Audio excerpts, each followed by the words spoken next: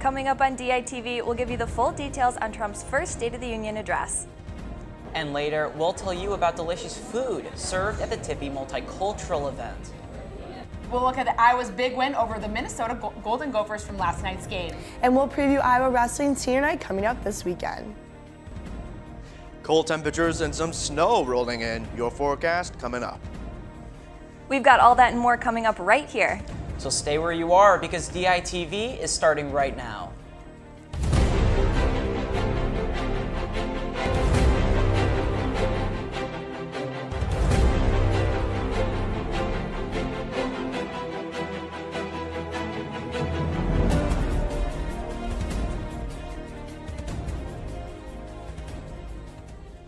Good morning and thanks for joining us on this Wednesday morning. I'm Lauren Varell. And I'm Ethan Gutstein.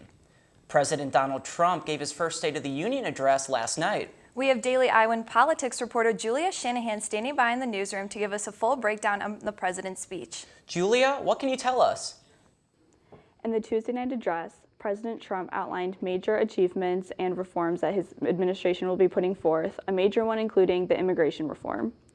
Trump outlined the 4 pillars for his immigration policy: tight border control, including his campaign promise of building a wall on the southern border, ending the lottery system for handing out green cards, and moving towards a merit-based immigration system. The 3rd pillar would end the visa lottery, which he claims is a, quote, a program that randomly hands out green cards without any regard for skill, merit, or the safety of American people, end quote. The notion that green cards are handed out freely, however, is incorrect. Individuals who do come to the U.S. through the lottery program must be vetted and meet certain work and education standards according to PolitiFact. Trump's 4th pillar is centered around ending chain migration, where a single immigrant can only bring in a number of distant relatives, limited to spouses and children. To learn more, check out the Daily Iowan Politics section. From the Daily Iowan newsroom, I'm Julia Shanahan. Guys, back to you. A businessman and big donor to the UI has resigned after chairman the Republican of the Republican National Committee, Stephen Wynn, resigned his position on January 27th. This comes after accusations of sexual misconduct from multiple women.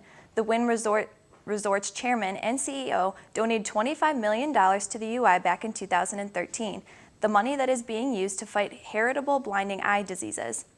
The UI Vice President for External Relations, Janine Beck, commented on the allegations in an email to the Daily Iowan, saying, quote, the university takes these reports very seriously, and campus leaders are lurking to learn more. We do not condone sexual misconduct of any kind. We'll keep you updated as this story develops. 2 people are dead after a multi-car accident on I-380. Late Monday night, Robert Norden was driving the way down the interstate when he hit another vehicle. Robert Norden, owner and CEO of the radio station KZIA, was driving southbound in a northbound lane. That's when he crashed into another car driven by 28-year-old Jennifer Kennigan. An investigation into the cause of the crash is still underway. Well, Ethan, Iowa City residents had the chance to see something rare early this morning. Yeah, Lauren, a blue moon eclipse appeared starting at around 4:50 a.m. and lasted until about an hour ago. The moon was expected to give off a reddish-blue color because of a phenomenon happening during the lunar eclipse. However, due to clouds this morning, I'm not sure how much of it people could really see. But yeah, I'm like super excited to see photos online about it. Yeah, I know. Well, I'm super excited to hear what's going on in Iowa City this week. Same. Let's go ahead and toss it over to Jacob in the weather studio with more.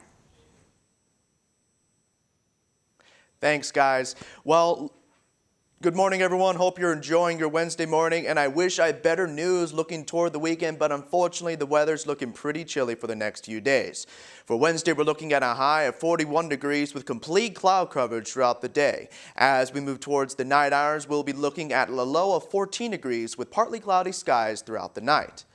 Looking at your 5-day forecast, Thursday only coming in with a high of 19 and a low dropping down into the single digits at 5 degrees. Friday, the big day for Dance Marathon, has its highs at 27 degrees and only dropping down to 22 degrees overnight. As we roll into Saturday, however, it isn't looking good for those morning lovers. As moisture rolls into the area, the below freezing temperatures will bring anywhere between 1 and 3 inches of snow. As we move into your afternoon, temperatures will warm up above freezing, reaching your high of 34 degrees before dropping back down for your overnight temp of 6 degrees. Sunday has your high in mid-teens and your low in the single digits, and Monday's not looking much better with your temp in the low 20s throughout the day and night hours. So as you can see, guys, it's not quite spring yet, so make sure you put on those layers and throw on those gloves when you go outside. That's all I have for you here in the weather studio. Ethan and Lauren, back to you. Thanks, Jacob. The Iowa State Legislature kicked off this year's session earlier this month, and Iowa City legislators are eager to get back to work. Standing by in the studio is DITV's Alexis Tansey, who caught up with a few of them to find out what their expectations are heading into the 2018 session. Alexis, what can you tell us? Thanks, guys. This legislative session, the focus of many of Iowa City's legislators will be on the budget. Senator Joe Bolcom of Iowa City said in an email, quote, "It is creating chaos. Massive cuts are in store for virtually every state service, including our public universities and community college. It is hurting Iowans," end quote. Similarly, Representative David Jacoby of Iowa City also wants to address the budget, saying, quote, "The first challenge is correcting the disastrous budget that the governor and Republicans have messed up. We have increased revenues, but the cash giveaways are ridiculous," end quote. DITV also reached out to Representative Bobby Kaufman, who said his 3 biggest priorities this session are to 1, fix managed care, 2, improve our mental health capabilities as a state, and 3, studying the healthcare market. Be sure to stick with DITV throughout this legislative session to find out what your local legislators are doing for you. Ethan and Lauren, back to you. Thanks, Alexis. The bill proposed to the Iowa State House will require high school students to take a citizenship test before graduating. House Study Bill 573 was proposed by Republican Walt Rogers of Cedar Falls in an effort to get students interested in politics. The test is identical to what immigrants have taken to gain citizenship. The students will have to activate 60% higher to pass and get their diploma. Last night, an event at the Tippie College of Business showed students how the power of food can bring a campus together. DITV News reporter Jahisha Thomas has more. The Taste of Tippie event at the Papa John Business Building was a complete success, filled with multicultural people of all diverse cultures. As the students united in conversation over the different foods that they were enjoying, I was able to talk to the president and organizer of the event and capture her insight of how she was able to create such a dynamic event. So the Multicultural Business Student Association believes diversity is imperative to our global economy. Tying that back to university students, what does that mean for us? We believe that diversity is so important, especially in today's day and age. Students don't even realize the diversity we have around us currently, different foods that we eat, different places that we go, things that we see. Something that brings people together is food, I would say. And she was not wrong, as students continuously lined up to taste the different types of food all over the globe. El Patron, their tacos are fabulous, their burritos are really great, and they're, again, not from America, they're Mexican. Chinese food from Hy-Vee as well, and crepes from Crepes Deluxe.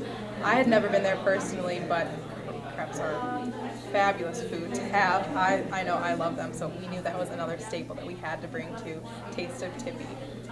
Unfortunately for me, it seems like I just missed out on those fabulous crepes. But I know where I'm going straight to next year. Reporting from the Papa John Business Building, this is Jahisha Thomas with DITV News. Lauren, so the Hawkeyes got a really big win in basketball last night. I know. Let's toss it over to Delaney and Ashlyn in the sports studio with more. Yeah, guys, last night's game sure was intense. I agree, Ashlyn. Yeah, it was a huge game. I'm glad that they pulled it off. Iowa men's basketball was back in action last night inside Carver Hawkeye Arena. The Hawks were coming off a tough loss against Nebraska and were looking to bounce back with a big conference win against Minnesota. Iowa's offense showed up early, starting the game off on a quick 11-1 run. Luka Garza not taking no for an answer as he dominates in the paint for a hard-earned 2 points. And later in the first, Jordan Bohannon inbounds the ball to Garza, who dishes it back out to Bohannon for the 3-point basket. The defense also showed up last night. Here, Maishi Daly with the steal and the fast break dunk as they were nearing the end of the first half. We saw more of the same in the second half as the Hawks went on to win it 94-80. Here's what Coach Fran McCaffrey had to say about his team's performance. You know, I thought our activity in the zone was good. We gave up some offensive rebounds, which is obviously not what you want, but Murphy's pretty good at going to get it. I mean, he's as good a rebounder as there is in the country. And they go off the dribble. It's a quick team. But I thought, we ran, we executed some set plays, we executed our motion, we moved it, and I thought our shot selection was pretty good. As far as defensively, we were able to get stops, and they had to come up on us, so we were getting the ball in, we were being smart with the ball, not turning it over, and we were able to get good looks, and we got a few shots to fall in a row, and that kind of put us, sealed the deal for us. The Hawks will hit the road this weekend to take on the Penn State Nittany Lions this Saturday at 5 o'clock. Coming off 2 straight losses, the Iowa wrestling team will host the 7-7 Minnesota Golden Gophers. The meet favors the Hawks, who are the heavy favorites over the 18th ranked Gophers. Following up from our coverage earlier this week, Michael Kemmer is healthy and is expected to wrestle at the 157-pound weight class. Spencer Lee looks to continue his dominance as he takes on the 6th-ranked Ethan Lezak. And Sam Stoll expects a bounce-back performance against an unranked Minnesota opponent. But the biggest storyline for Friday's duel is senior night. Head coach Tom Brand spoke yesterday about his experience with 4-year starter Brandon Sorensen over the years.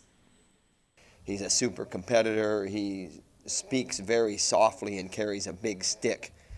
And that's probably how he's represented our program the best. He's a true Hawkeye. All loyalty to the cause, and a true leader by example. It's been great. It flies, so you got to take everything in. It's been fun, a whole lot of experiences that I've never had. I've traveled to a lot of different places that I haven't been, and some of the best coaches in the world are right here, so got to work underneath them, and it's been a great experience. The Hawks will turn right around this Sunday to host the Northwestern Wildcats at 10 a.m. The track and field team reached the midpoint of the season and rested some of their more experienced runners at the Black and Gold premiere. Still, the Hawks at race showed that they're ready no matter the competition. DITV Will Severson has more. The Hawks hosted their last indoor home meet at the UI Rec building for the Black and Gold premiere. The Hawks rested several runners, but Antonio Woodard and Colin Hofak were able to lift the team with strong performances, featuring a couple seasons' best. This one with a different mindset. Just tried to focus on my race and execute and do what I do in practice. And I felt really good today. It was very smooth. I could have gone a little faster, but I don't want to push on the gas too much and lose control. Got a lot of good meets coming up. Looking to just keep chipping away, dropping time, so we can get at the highest level at Big Tens. I felt good, just slowly bringing down the times throughout the year. And I feel like I'm on pace for my goals, so it'll be a good year. Director of Track and Field Joey Woody was impressed by his 4x400-meter stars as well as the rest of the team, who were able to run well after a tiring Larry Wichorek Invitational. Athletes like Antonio and Colin that raced really well today, that confidence is what keeps them motivated. They're starting to see, those big performances are getting a lot closer. So I think that's it, and just being smart with their training in the middle of the week, not doing too much, and making sure they show up to competition feeling fresh. Aaron Mallett also made a return to the UI Rec building, falling behind 60-meter hurdler Chris Douglas in the final section. This is Will Silverstein, DITV Sports. The Hawks travel to Nebraska and Notre Dame for this weekend's races. That's all we have for you in the sports studio. Be sure to come back tomorrow for a more in-depth look at men's basketball team's win against Minnesota. And we'll hear what some Hawkeyes on campus are predicting for their Super Bowl. Guys at the desk, back to you. And that will do it for this Wednesday edition of DITV. Head over to DailyIowantV.com for all your latest news, and make sure you grab a copy of today's paper. For DITV, I'm Ethan Gutstein. And I'm Lauren Varell. Have a great day, Iowa City.